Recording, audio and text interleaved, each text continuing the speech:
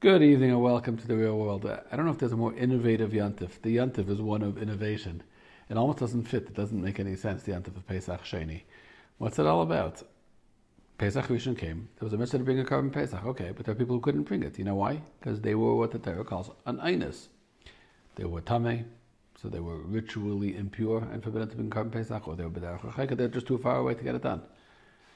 So they couldn't do it. Now, in every single mitzvah, there's a thing called an einus. An einus is absolved. He doesn't have the mitzvah.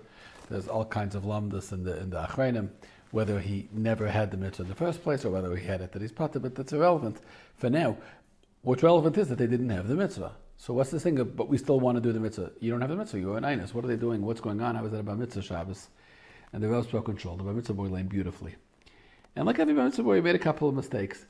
And the Rav mentioned those mistakes in a speech, and he commended the Bar Mitzvah boy, and he looked at him and he said, I want to tell you something. You made a mistake, and people corrected you. And you made a second mistake, and people corrected you again, and you didn't get flustered. You didn't fall apart with a big smile on your face. You took the mistakes and you went on, and I commend that because that's really the foundation of everything. Being able to make a mistake is human, and being able to keep smiling and bounce back, that's the sign of somebody who's on the way.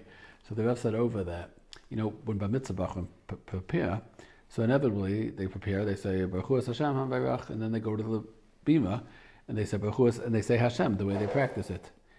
And everyone corrects them because at the bima you actually have to say Hashem's name. So the Rav, where Daven Shabbos, quoted that there are certain poskim today who say that even when they practice, the boy could say the Shem Havai, could say Hashem's name out. Why? Because this way they shouldn't be embarrassed. They should practice with Hashem's name and they'll be ready. So he said, in halacha, he said it seems strange because saying it's not a thing we take lightly, saying Hashem's name. He said, forget the halacha.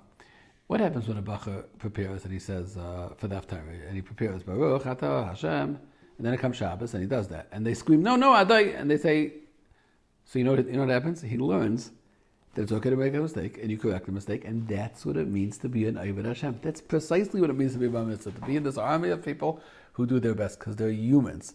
The Rebbe Shalom has more than enough malachim in the sky. He doesn't want us to be more. He doesn't need more malachim over here. He needs humans over here. And a human being means to make a mistake and to bounce back sometimes.